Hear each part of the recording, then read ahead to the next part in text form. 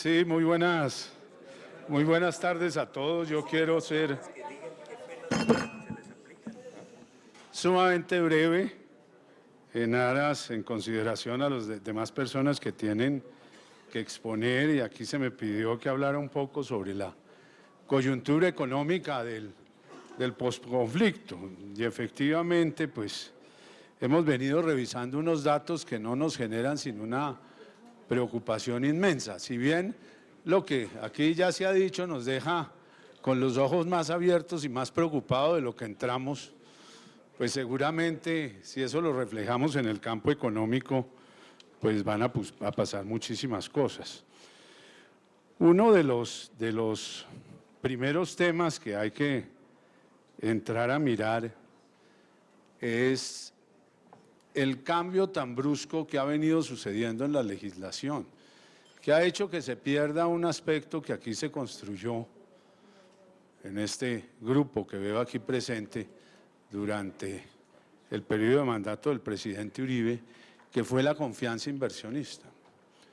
Hoy en día tenemos una situación tributaria que la verdad nos deja hasta cierto punto abismados.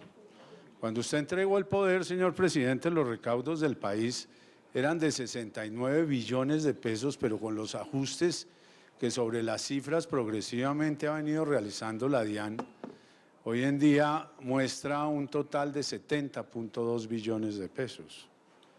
Y los recaudos en lo corrido de este año, a la última cifra, que no figura en la página web de la DIAN, pero que la dio el ministro, es de 116.6, con un crecimiento sobre el año inmediatamente anterior del orden del 8.1.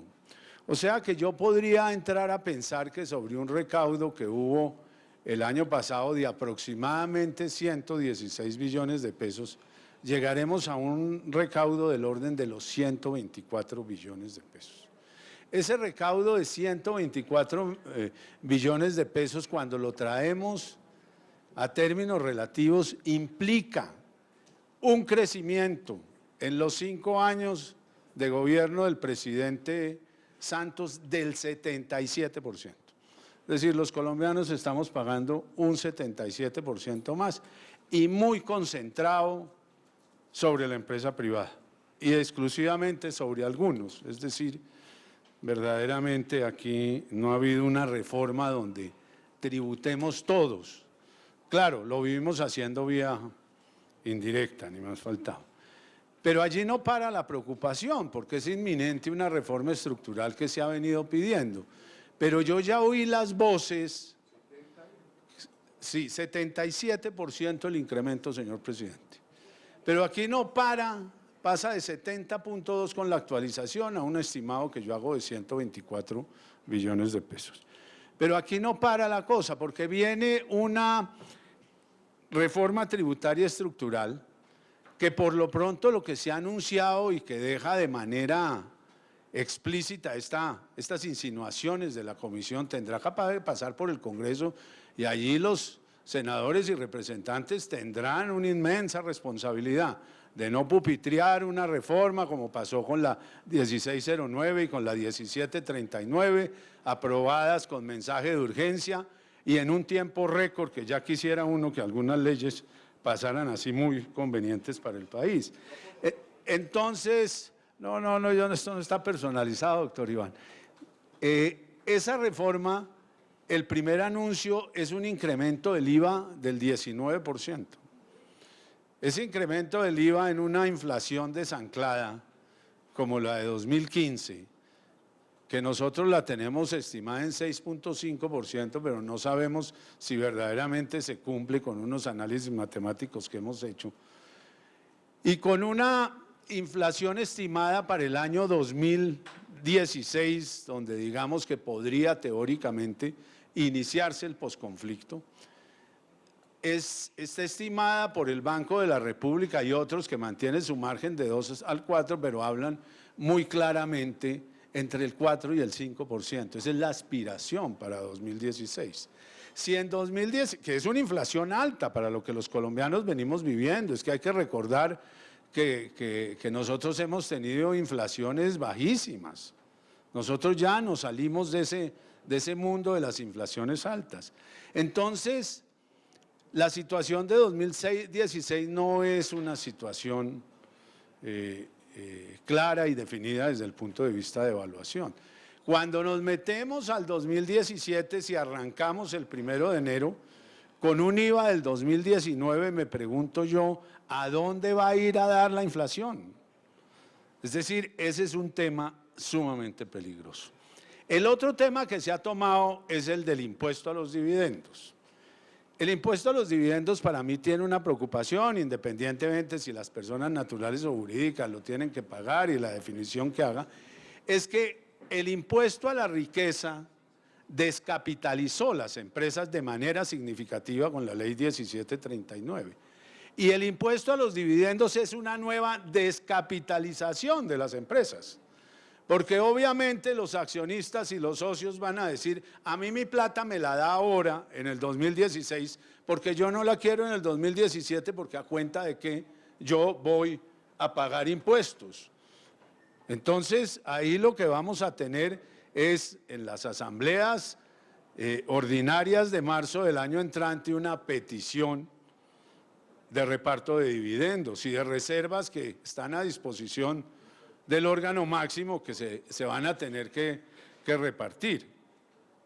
Entonces yo veo ahí dos temas desde el punto de vista tributario, para tratar de ser lo más breve, que me generan inmensa preocupación.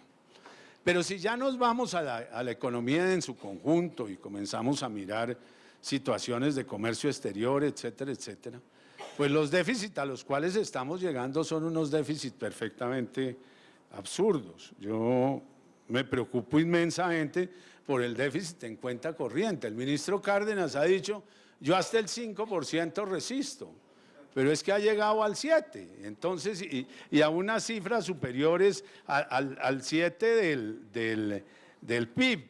PIB que entre otras con esta devaluación ya no sabemos de cuánto es. Yo lo tengo estimado en unos 313.000 millones de dólares a la última tasa. Es decir, si bien ha aumentado en pesos, pues en dólares ha venido bajando, que es como se mide el PIB.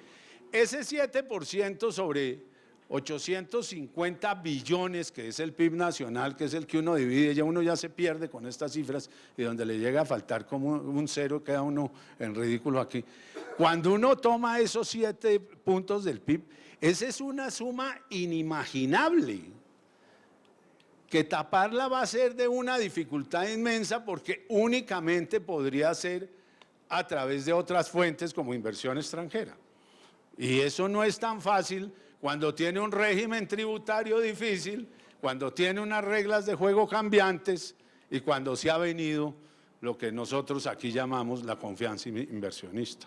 Así las cosas, desde esa perspectiva, pues tenemos una economía que no va a estar sana. Y bueno, cuando entramos a hablar de posconflicto, pues dicen los expertos que esto será un tema a 10 años y más. Y verdaderamente uno se hace la pregunta.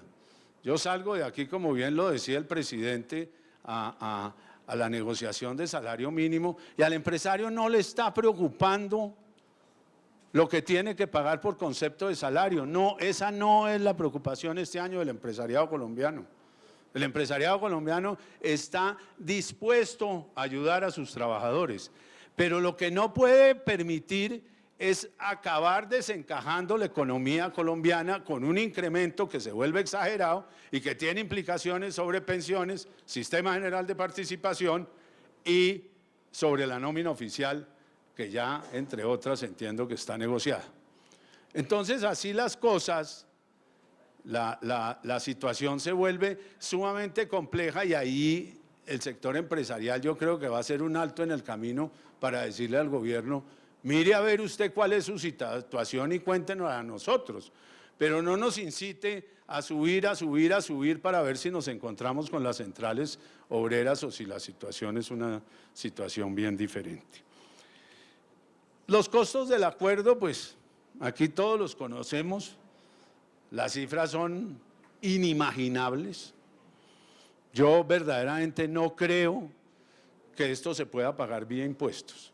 Esto se puede pagar vía un crecimiento significativo de la economía colombiana. Esa es una manera, porque en la medida en que la economía crece, que la economía fluye, estamos en condiciones de pagar unos impuestos más altos, es decir, por la misma dinámica, no en tasa, sino en colaboración, a más tasa, claro, genera un mayor recaudo.